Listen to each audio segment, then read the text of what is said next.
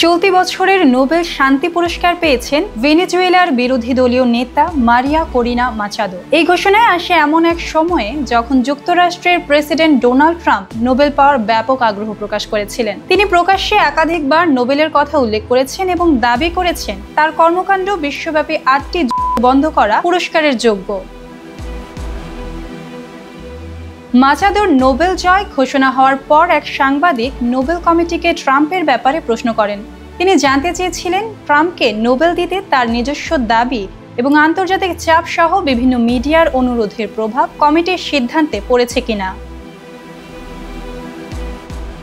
Nobel শান্তি কমিটির chairman জোর্গেন ওয়াটনে ফ্রাইডেন্স জবাবে বলেন, দীর্ঘ ইতিহাসে কমিটি এ ধরনের প্রচারণা ও মিডিয়ার উত্তেজনা দেখেছে। জীবন অবাক না করলে কে করবে? 28% মিল্ক ফ্যাটের অবাক করার সাথে ফ্রেশ মিল্ক পাউডার। জীবন অবাক করুক প্রতিদিন। প্রতি বছরে আমাদের কাছে হাজার হাজার চিঠি আসে, তবে নোবেল পুরস্কার কেবল সেই প্রার্থীর কাজের উপর নির্ভর করে।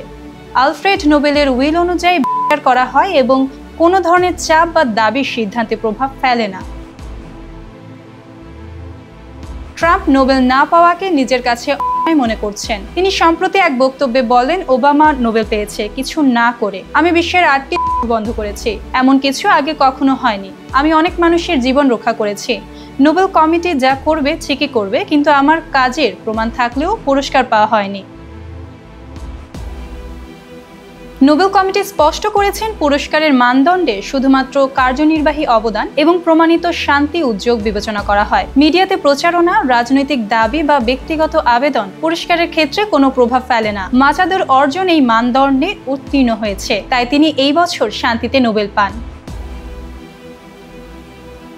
বিশ্লেষকরা বলছেন, ট্রাম্পের দাবি হলেও তার শান্তি উদ্যোগ আন্তর্জাতিক পর্যায়ে ন্যূনতম প্রভাব প্রদর্শন করেছে, যা নোবেল কমিটির কঠোর বিচার মানদণ্ডে পর্যাপ্ত নয়। অন্যদিকে মাচাদোর নেতৃত্বে ভেনেজুয়েলায় মানুষের জন্য গণতান্ত্রিক ও মানবিক অবদানই তাকে এই বছরের নোবেল প্রদান নিশ্চিত করেছে।